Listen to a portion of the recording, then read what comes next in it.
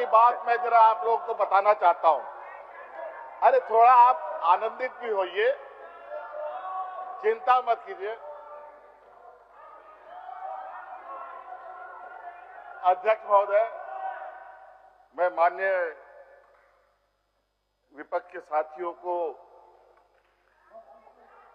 कुछ बात बताना चाहता हूं। इनको बहुत आशाएं हैं, हमसे भी। राज्य की जनता को तो आशा है और उनके अनुरूप हम काम भी कर रहे हैं, लेकिन इनकी जो आशाएं हैं और इनकी जो आकांक्षाएं हैं वो इतनी अधिक है कि इसको पूरा करते करते कितना जन्म लेना पड़ेगा इसका तो अंदाजा मैं नहीं कर सकता। लेकिन निश्चित रूप से राज्य की जनता को आश्वस्त करने में हम लोग सक्षम हैं। इनकी सहारे की आवश्यकता नहीं। और अभी विगत प्रकरण अभी 2-4 दिनों से जो यहाँ चल रहा है अध्यक्ष महोदय, हमें लगा कि अब ये हमारे जो विपक्ष के लोग हैं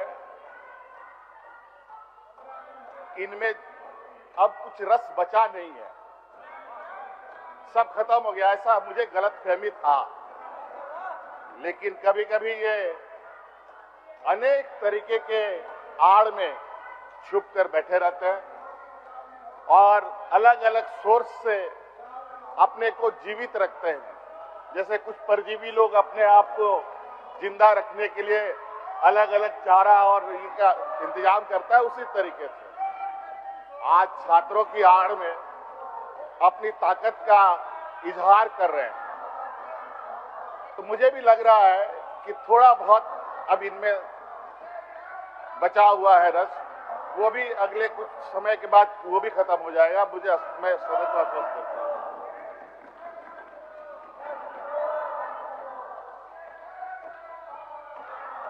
अध्यक्ष महोदय,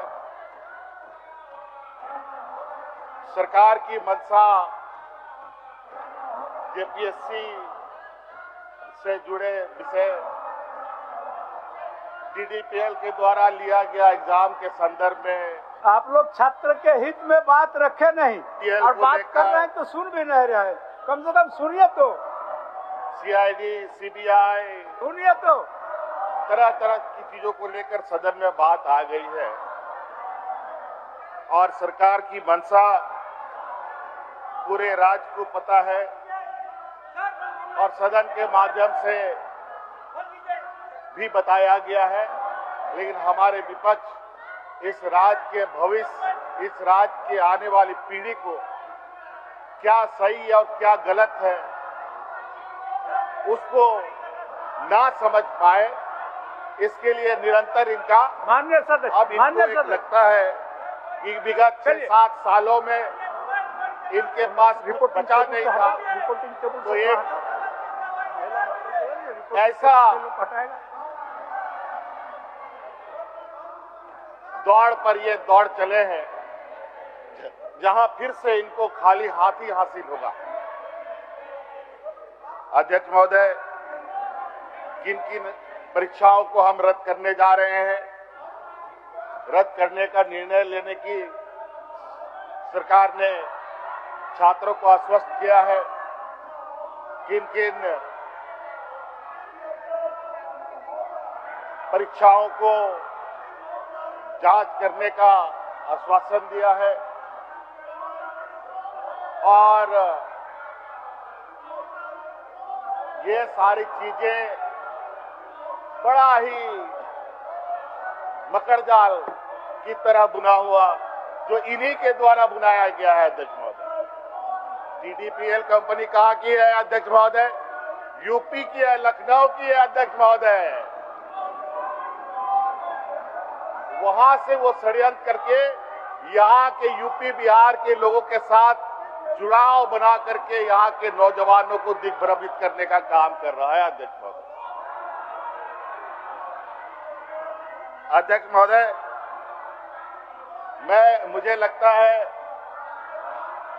कि जो सरकार ने निर्णय लिए हैं अध्यक्ष महोदय, रिफॉर्म्स का रद्द करने को लेकर और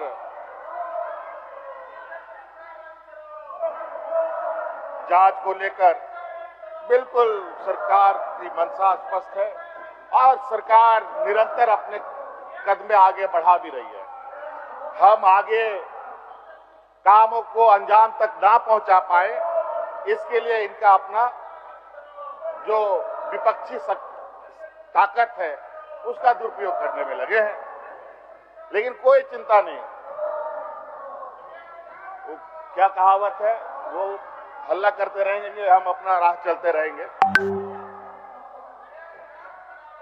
तो इसलिए अध्यक्ष महोदय, भैंस के सामने बीन बजाने से कोई फायदा नहीं, इसलिए हमें अपना काम करते जाना है अध्यक्ष महोदय। और कल जिस तरीके से